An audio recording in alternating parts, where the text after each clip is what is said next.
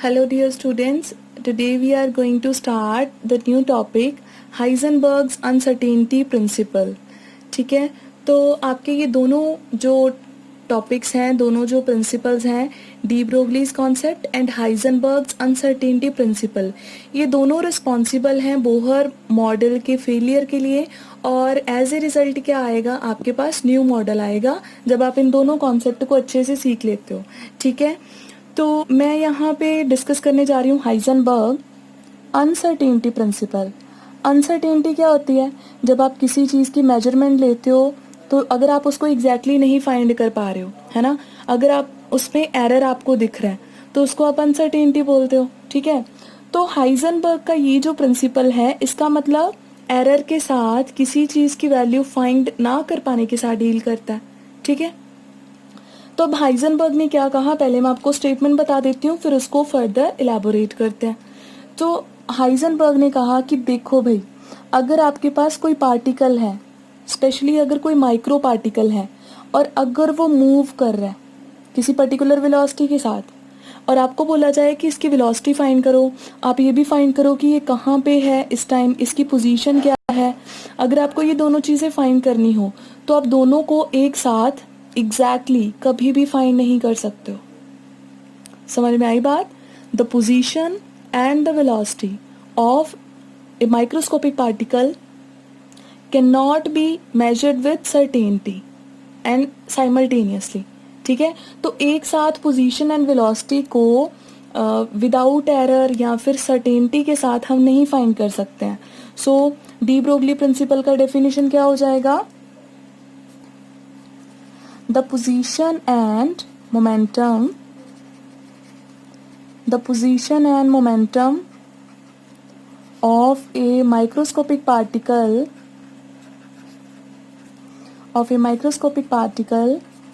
cannot be measured simultaneously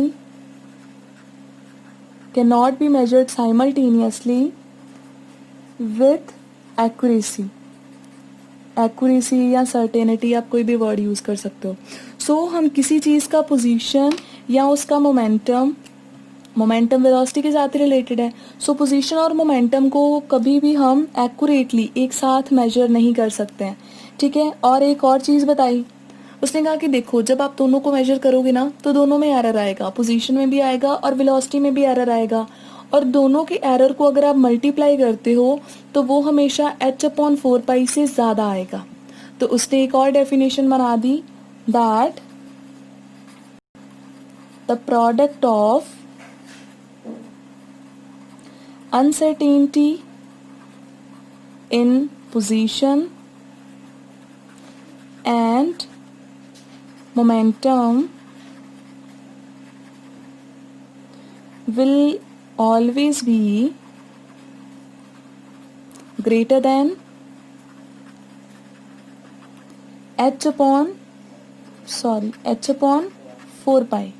ठीक है, तो जब भी आप किसी चीज़ की पोजीशन या वेलोसिटी फाइंड करते हो तो अगर आप दोनों का प्रोडक्ट लेते हो, जैसे ये आ गया मेरा पोजीशन में एरर, ये आ गया मेरा मोमेंटम में एरर, इन दोनों का अगर आप प्रोडक्ट करोगे तो वो हमेशा h/4 से उसकी वैल्यू ज़्यादा ही आएगी। ठीक है, वेयर आप यहाँ पे लिख सकते हो, where delta x is uncertainty in position, delta p is uncertainty in momentum, ठीक है, and h is your Planck's constant.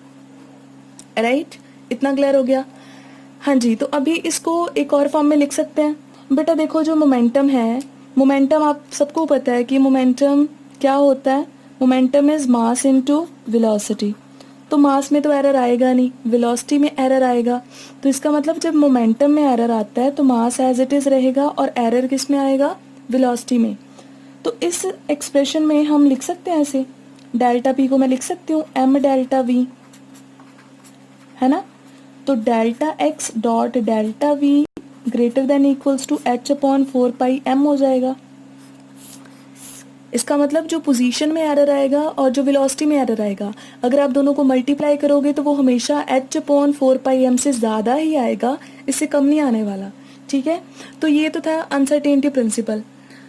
तो ये तो मैंने अभी जस्ट आपको बताई है डेफिनेशन। अब हम बात करते हैं कि ये कितना आपकी डेली लाइफ के मतलब जो चीज़ें हैं उनको एक्सप्लेन कर पाता है या नहीं, या एप्लीकेबल है भी या नहीं। ठीक है, तो इसके सारे एस्पेक्ट्स देखते हैं। अच्छा जी, अब मेरे को बताओ, सपोज आपके पास क्या है, सपोज कार है ना। जब सुबह सपोज यहाँ पे मैं एग्जांपल ले रही हूँ, मॉर्निंग में जब 10 o'clock हो रखा था, ठीक है, 10 o'clock टाइम है, और आपकी जो कार है घर के बाहर है ना। तो आपसे पूछा गया कि भाई बताओ आपकी कार की पोजीशन क्या है, आपने बता दिया कि it is outside my home. ठीक है, और अगर आपसे पूछा गया इसकी वेलोसिटी कितनी है, तो वेलोसिटी कितनी है, 0 है। ठीक है, क्योंकि वो रेस्ट पे है। अच्छा, आप 40 मीटर पर सेकेंड की वेलोसिटी से मूव करना स्टार्ट हुए, ठीक है, और सपोज आप कहीं मार्केट तक गए हो, तो अगर आपसे फर्दर पूछा जाए कि इतने टाइम में आप कहाँ पहुँच जाओगे, तो आप पोजीशन बता सकते हो, डेफिनेटली यस। और वेलोसिटी भी बता सकते हो, क्योंकि वेलोसिटी आपको चलो मीटर से ही पता चल जाएगी, स्पीडोमीटर से। और जब आपको वेलोसिटी पता चल गई कि आप इतनी स्पीड से ड्राइव कर रहे थे, इतनी देर में यहाँ से वहाँ तक पहुँच जाओगे, तो इसका मतलब डेली लाइफ में किसी चीज़ की पोजीशन बताना, किसी चीज़ की वेलोसिटी बताना, इट इज़ पॉसिबल। ठीक है, हम एक्यूरेटली बता सकते हैं, कोई दिक्कत वाली बात नहीं है। लेकिन अगर बात आती है ना बेटा माइक्रोस्कोपिक पार्टिकल्स की, लाइक इलेक्ट्रॉन, प्रोटॉन, न्यूट्रॉन, बहुत छोटे छोटे पार्टिकल्स हो गए, इनमें दिक्कत आ जाएगी। ठीक है, क्योंकि अब सब सोचेंगे कि हाँ वो रैंडमली मूव करते रहते हैं, शायद ये प्रॉब्लम हो सकती है, but this is not the reason. Reason कुछ और है कि उनकी पोजीशन और उनकी वेलोसिटी को आप एक्यूरेटली क्यों नहीं फाइंड कर सकते हो। ठीक है, तो अब मैं आपको यहाँ पे बता रही हूँ व्हाट इज़ द रीज़न। अब देखो भाई, सपोज ये कोई एटम है, इसमें इलेक्ट्रॉन जो है कहीं पे मूव कर रहा है, इधर उधर वेव लाइक जो है मूव कर रहा है, सपोज, है ना। आपने क्या किया, आपको बोला गया कि बेटा इलेक्ट्रॉन की पोजीशन बताओ, इलेक्ट्रॉन कहाँ पे है, इलेक्ट्रॉन की लोकेशन ढूंढो। आपने माइक्रोस्कोप यूज़ करा, ठीक है, लाइट फॉल करी, लाइट की हेल्प से देखोगे, ऐसे तो देखा नहीं जाना, है ना। तो लाइट फॉल करी, जैसे ही लाइट फॉल करी, अब हुआ क्या कि देखो इलेक्ट्रॉन था तो यहाँ पे दिख रहा है ना, मैंने यहाँ पे लिखा हुआ है, लेकिन जैसे ही बेटा आप लाइट फॉल करोगे तो वो यहाँ पे नहीं रहेगा। रीज़न, लाइट में क्या होते हैं, फोटोन्स होते हैं ना, लाइट में अगेन क्या होते हैं, पार्टिकल्स होते हैं, दीज आर फोटोन्स। तो जब वो जाके इलेक्ट्रॉन को चेक करने जाएंगे तो इलेक्ट्रॉन के साथ क्या करेंगे, स्ट्राइक करने पे इलेक्ट्रॉन आगे मूव कर जाएगा, तो इलेक्ट्रॉन शिफ्ट होकर यहाँ से चला गया यहाँ पे। अब आपको कहाँ पे दिखेगा, यहाँ पे, लेकिन एक्चुअल में वो यहाँ पे था ही नहीं, वो तो ओरिजिनली यहाँ पे था, लेकिन जब आपने लाइट फॉल करी तो लाइट ने हिट करा उस इलेक्ट्रॉन को और वो शिफ्ट होके किसी और पोजीशन पे चला गया। तो इसका मतलब उसकी इतना इतना एरर आ जाएगा उसकी पोजीशन में, और प्लस वेलोसिटी भी डेफिनेटली चेंज हुई होगी, क्योंकि फोटोन ने क्या करना है, फोटोन ने जब इसके साथ स्ट्राइक किया अपनी एनर्जी इसको ट्रांसफ़र कर दी। अब जैसे आप किसी को धक्का लगाते हो तो आप फुल एनर्जी के साथ लगाओगे तो वो बहुत दूर तक जाता है ना, बड़ी स्पीड के साथ जाता है। क्यों, क्योंकि आपने एनर्जी उसको ट्रांसफ़र कर दी और उसकी स्पीड जो है वो इंक्रीज़ कर गई। तो इसका मतलब वेलोसिटी भी क्या हो गई, चेंज, और उसकी जो पोजीशन थी वो भी क्या हो गई, चेंज, दोनों चीज़ें बदल गई। एरर तो दोनों में आएगा। ठीक है, तो यही हाइजेनबर्ग कहता है कि जब आप माइक्रोस्कोपिक पार्टिकल्स की पोजीशन या वेलोसिटी फाइंड करने की कोशिश करते हो, लोकेशन फाइंड करने का ट्राई करते हो, तो आप एग्जैक्टली कर ही नहीं पाते हो।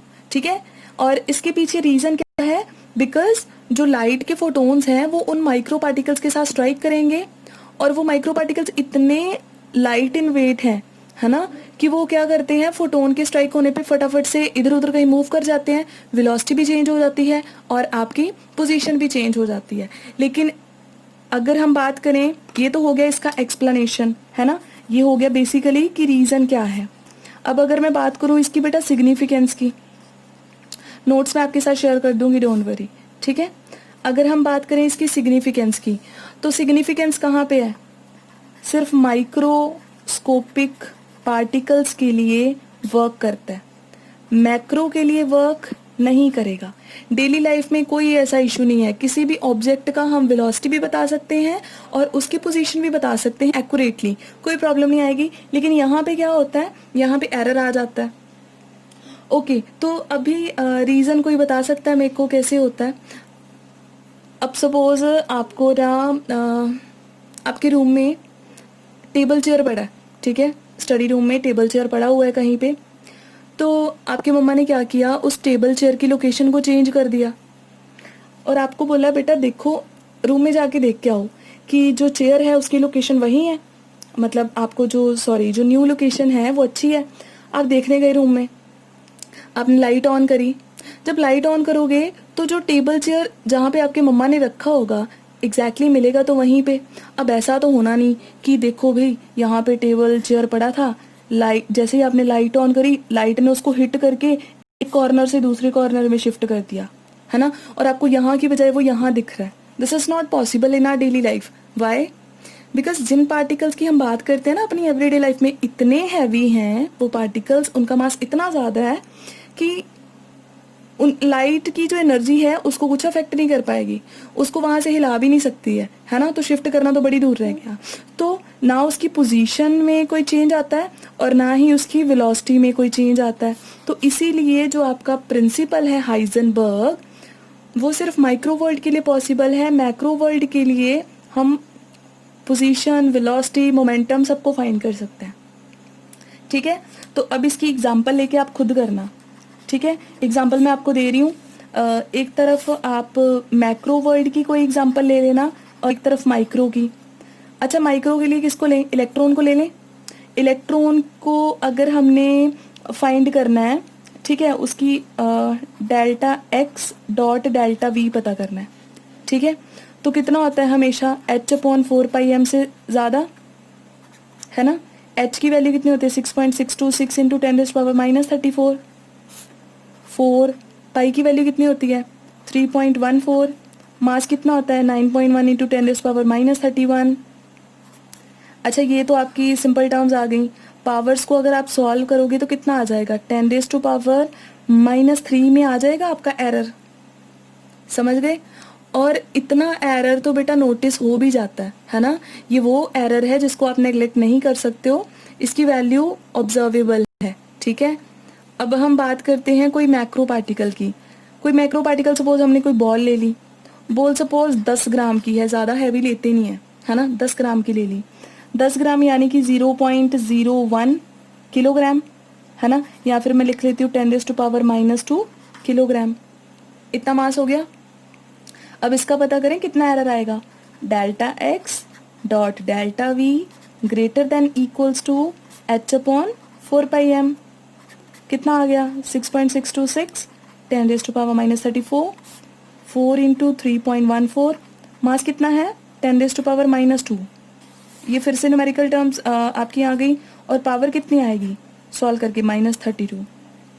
अब बेटा 10⁻32 मीन्स 0.000000 पता नहीं जाके कहाँ जाके 1 आएगा। मतलब इतना छोटा एरर, इतना छोटा एरर का मतलब है कि आप उसको नेग्लेक्ट कर सकते हो, वो तो दिखेगा भी नहीं इतना कम एरर। इसका मतलब एक्यूरेसी है, हमारे वर्ल्ड में एक्यूरेसी है। हम एग्जैक्टली पोजीशन, वेलोसिटी, मोमेंटम किसी भी ऑब्जेक्ट का फाइंड कर सकते हैं, क्योंकि हैवी वेट को लाइट की एनर्जी अफेक्ट नहीं कर सकती है। लेकिन माइक्रो पार्टिकल्स इतने स्मॉल इन साइज हैं कि लाइट की एनर्जी उनको वेलोसिटी, पोजीशन सब कुछ मतलब उनकी चेंज कर देती है, और जिसके कारण एरर आता है। और एरर बहुत ही मतलब आप कह दो कि देखने के लिए बहुत बड़ा है, ऑब्जर्वेबल एरर है। देखो दोनों में कितना डिफरेंस आ रहा है। तो इस एग्जाम्पल से आप उसका सिग्निफिकेंस जो है उसको प्रूव कर सकते हो। ठीक है बेटा, क्लियर हो गया इतना? अच्छा, अब हम बात करते हैं कि क्या हम ट्राई नहीं कर सकते हैं कि एरर थोड़ा कम आए। ठीक है, तो ये हमारी तरफ से एक सपोज हम एक ट्राई ले रहे हैं, हमने कोशिश करनी है कि एरर जो है वो कम से कम आए, है ना। तो इसके लिए कोई मेथड, अब देखो भाई, ये रहा आपका इलेक्ट्रॉन। हमने जो लाइट फॉल करनी है उस लाइट की अपनी एक पर्टिकुलर वेवलेंथ होती है, सबको पता है ना। अब ये नोटिस किया गया कि वेवलेंथ जितनी कम होती है, जितनी छोटी वेवलेंथ वाली लाइट हम यूज करते हैं ना, पोजीशन में एरर उतना क्या आता है, कम आता है। तो इसका मतलब अगर हम चाहते हैं कि पोजीशन ज़्यादा चेंज ना हो, थोड़ा सा ही इलेक्ट्रॉन शिफ्ट हो, तो कम वेवलेंथ वाली जो है यूज़ कर लो आप लाइट। तो हमने क्या किया, कम वेवलेंथ वाली लाइट यूज़ कर ली। अब भाई उससे एक चीज़ तो बड़ी अच्छी हो गई, हमारी पोजीशन जो है वो एक्यूरेटली फाइंड हो गई, एरर बहुत कम आया। लेकिन आपको पता है जो एनर्जी होती है, एनर्जी का फॉर्मूला क्या होता है, E is equals to h c by lambda. Lambda जितनी कम होगी एनर्जी उतनी ज़्यादा होगी। इसका मतलब हम जो लाइट लेके आ रहे हैं उसकी एनर्जी बहुत ज़्यादा है, और अगर उसकी एनर्जी इतनी ज़्यादा है तो फोटोन जब इलेक्ट्रॉन के साथ स्ट्राइक करेगा तो वो कितनी एनर्जी के साथ उसको पुश कर देगा, और वो तो धक्के खा के पता नहीं कितनी है ना स्पीड के साथ आगे मूव कर जाएगा। इसका मतलब वेलोसिटी में एरर बड़ा ज़्यादा हो जाना है, बहुत ज़्यादा। तो आपने क्या किया, आपने पोजीशन का एरर कम करने की कोशिश करी, वेलोसिटी का एरर उतना बढ़ गया। तो दिक्कत तो फिर क्या आ गई कि एक को कम करोगे दूसरा बढ़ जाएगा, दूसरे को कम करोगे ये बढ़ जाएगा। ठीक है, तो ओवरऑल दोनों को एक्यूरेटली कभी नहीं पता कर सकते हो, एक को कर सकते हो दूसरे में प्रॉब्लम आ जाएगी। ठीक है, अब इसका दूसरा मेथड क्या है, एनर्जी कम यूज कर लो लाइट की। अब अगर एनर्जी कम करेंगे तो वेलोसिटी में एरर बहुत कम आएगा, यानी ये तो ठीक हो गया, प्रॉब्लम सॉल्व हो गई। लेकिन अगर हम यहाँ पे बेटा एनर्जी कम ले रहे हैं तो इसका मतलब वेवलेंथ बड़ी ज़्यादा है, और वेवलेंथ ज़्यादा है तो पोजीशन में एरर क्या हो जाएगा, ज़्यादा हो जाएगा। तो अगेन ऑपोजिट हो गया। तो इसका मतलब हम एग्जैक्टली दोनों को एक्यूरेसी के साथ एक साथ कभी फाइंड नहीं कर सकते हैं। This is the problem, and this problem lies only with in the microscopic particles. Clear हो गया सारा कॉन्सेप्ट। अब मन कर रहा है आपको क्वेश्चन देने के लिए, ठीक है, सॉल्व करोगे तो बेटर है, नहीं करोगे तो बता दूंगी। ठीक है,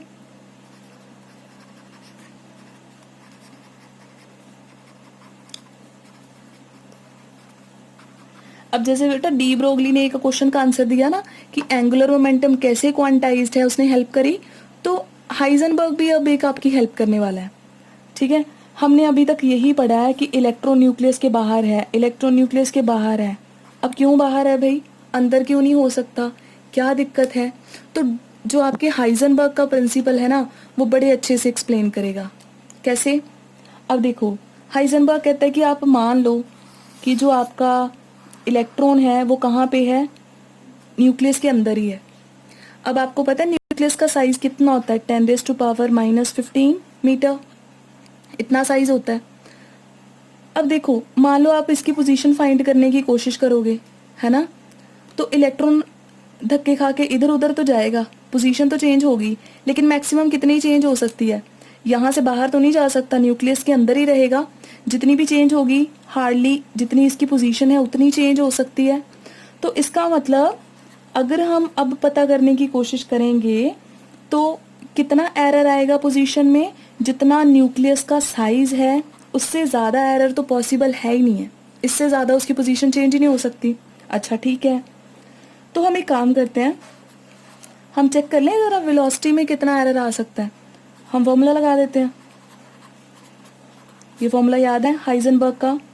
हाइजेनबर्ग के अकॉर्डिंग पोजीशन में एरर आ गया 10⁻⁻15, और ये क्या होता है 6.626 इंटू 10⁻⁻34, 4 इंटू 3.14, मास कितना होता है 9.1 इंटू 10⁻⁻31। तो इनको तो छोड़ो, पहले पावर्स की बात करते हैं। पावर कितनी आ रही है सॉल्व करके, 10⁻⁻3। ठीक है, ये न्यूमेरिकल टर्म में सॉल्व नहीं कर रही हूँ। ये 10⁻⁻15 इधर आके क्या हो जाएगा डिवाइड, और ये ऊपर जाके क्या हो जाएगा 10⁻12 मीटर पर सेकेंड। अब मेरे को इतना बताओ कि लाइट की वेलोसिटी कितनी है। लाइट की तो वेलोसिटी होती है 3 इंटू 10⁸ मीटर पर सेकेंड, इससे ज़्यादा तो नहीं होती, है ना। तो इलेक्ट्रॉन की वेलोसिटी देखो भाई, लाइट से भी ज़्यादा आ रही है, पॉसिबल है? Not possible.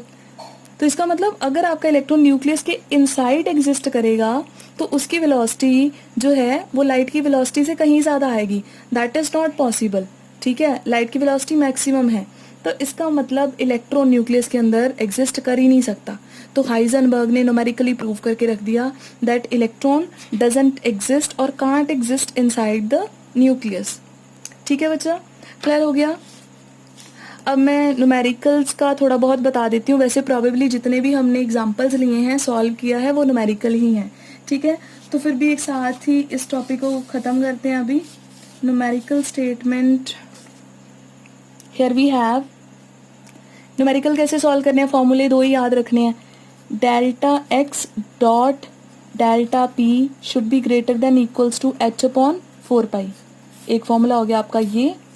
और एक, अगर आप वेलोसिटी के एरर की बात कर रहे हो तो यहाँ पे मास जो है वो डिवाइड में आ जाएगा, डिवीजन में चला जाएगा, दैट्स इट, ठीक है। ये दो फॉर्मूला यूज करने हैं। Now let's solve the first question. The uncertainty in position and velocity are this and this. Position में कितनी अनसर्टेनिटी आ रही है बेटा? डेल्टा एक्स कितना है? 10⁻⁻10 मीटर, बता दिया। वेलोसिटी में कितनी आ रही है? 5.27 इंटू 10⁻⁻24। तो हमें पोजीशन में भी वेलोसिटी, पोजीशन में कितना एरर आ रहा है वो भी पता चल गया, वेलोसिटी में कितना एरर है वो भी पता चल गया। पूछ क्या रहे हैं? मास बता दो भाई। तो मास कैसे बताना है? फॉर्मूला ये लगा दो। आई डोंट थिंक यहाँ पे किसी को कोई प्रॉब्लम है। ये 10⁻⁻10, ये 5.27 इंटू 10⁻⁻24, 6.626 इंटू 10⁻⁻34, 4, 3.14 इंटू मास कितना आ जाएगा? 9.1 इंटू 10⁻31। ओ सॉरी, मैं इलेक्ट्रॉन का मास फ्लो में लिख गई है ना।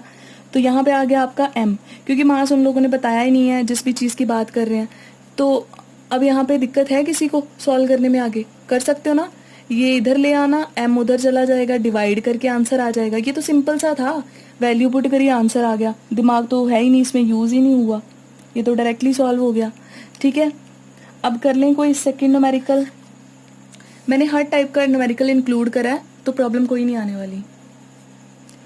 Next is a ball of mass 10 ग्राम। एक बॉल है जिसका मास कितना है? 10 ग्राम। ग्राम को किलोग्राम में कन्वर्ट कर लो, 10⁻⁻2 किलोग्राम, 1000 के साथ डिवाइड कर दो। सो बॉल का मास 10 ग्राम है। स्पीड कितनी है? 10 मीटर पर सेकेंड। ओके, स्पीड कितनी है? 10 मीटर पर second. And has an accuracy of 4% in speed. कहते देखो भाई, स्पीड तो उसकी 10 मीटर पर सेकेंड है, लेकिन एक्यूरेसी कितनी है? सिर्फ 4% की, ठीक है। तो इसका मतलब 4% के हिसाब से उसका जो एरर इन पोजीशन है वो निकल आएगा। अब उन्होंने क्या किया बेटा, पहले ये कर लें complete. What will be the uncertainty in position. कहते पोजीशन में बताओ कितनी अनसर्टेनिटी है ना। तो फॉर्मूला के अकॉर्डिंग अगर हम चलें तो क्या क्या चाहिए? ये गिवन है, और नहीं, ये फाइंड करना है। मास गिवन है, ये हमें पता होता है। तो वेलोसिटी दी है, एरर इन वेलोसिटी नहीं दिया, तो हमें पहले क्या निकालना पड़ेगा? Error in velocity. कितना बताया उन्होंने? 4%। 4% ऑफ वेलोसिटी, 4% कैसे निकालते हैं? 4/100 इंटू वेलोसिटी कितनी दे रखी है, कितना आ गया? 0.4 मीटर पर सेकेंड। अब वैल्यूज फिल कर दो, बात खत्म करो यहीं पे, ठीक है। तो डेल्टा एक्स कितना आ जाएगा वो फाइंड करना है। वेलोसिटी में एरर कितना है? 0.4। एच यहाँ पे वैल्यू लिख दी, 4 इंटू 3.14। मास कितना है? 10⁻⁻2। सॉल्व हो जाएगा ये सिर्फ डिवीजन में आ जाएगा यहाँ पे, बात खत्म, ठीक है। तो न्यूमेरिकल्स ईजी होंगे, कोई ज़्यादा मतलब दिक्कत वाली बात नहीं है। हाँ जी, अब नेक्स्ट क्वेश्चन लास्ट है, देन ओवर करते हैं। A proton is accelerated to 1/10 of velocity of light. कहते हैं एक प्रोटॉन को हमने एक्सेलरेट करा, मतलब उसकी स्पीड को काफ़ी इंक्रीज करा, और इंक्रीज करके उसकी स्पीड कितनी कर दी? वेलोसिटी का 1/10। अच्छा जी, तो इसका मतलब ये लोग पता क्या बोल रहे हैं? ये बोल रहे हैं कि जो वेलोसिटी है ना आपके प्रोटॉन की, वो कितनी है? 1/10 of velocity of light. Light की वेलोसिटी का 1/10 कर लो, तो उतनी स्पीड है इसकी। तो करो 1/10 कितना आता है? वेलोसिटी लाइट की कितनी होती है 3 इंटू 10⁸8, ए का कट गया, आंसर आ जाएगा 3 इंटू 10⁷7 मीटर पर सेकेंड। आ गया। ये है आपकी वेलोसिटी किसकी, प्रोटॉन की। उन्होंने बोला था 1/10, हमने सॉल्व कर लिया। अब वो बोल रहे हैं if the velocity can be measured with precision of ±1%। कहते हैं अगर वेलोसिटी को फाइंड करने में 1% की दिक्कत हो रही है, 1% कम ज़्यादा आ रहा है, तो आप पोजीशन में अनसर्टेनिटी पता कर सकते हो। ±1 का मतलब है कि एरर इतना आ रहा है, ठीक है।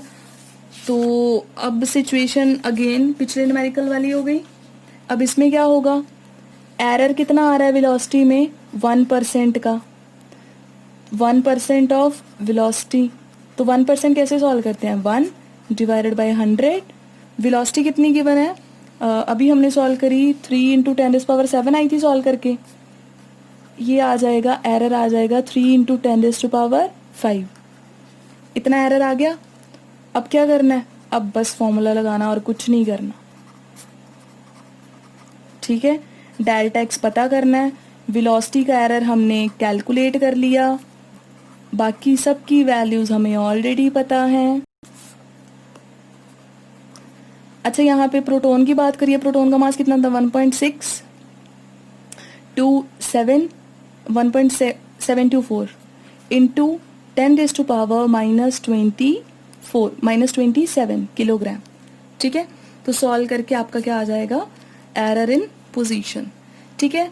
तो कई बार क्या होता है बेटा, आपको डायरेक्टली बता देंगे कि इतना पोजीशन में एरर है, वेलोसिटी में पता कर दो, इतना वेलोसिटी में एरर है, पोजीशन में पता कर दो। और कई बार क्या करते हैं, कई बार घुमा देते हैं, कई बार आपको बोलते हैं कि पोजीशन में एरर ना इतना आ सकता है, मतलब पहले आप खुद निकाल लो फिर आप फॉर्मूला लगाओ, ठीक है। तो कई बार ऐसी सिचुएशन आ सकती है, इसके अलावा और कुछ नहीं देखने को मिलेगा, ठीक है जी। Okay, bye bye, thank you, that's all about the topic.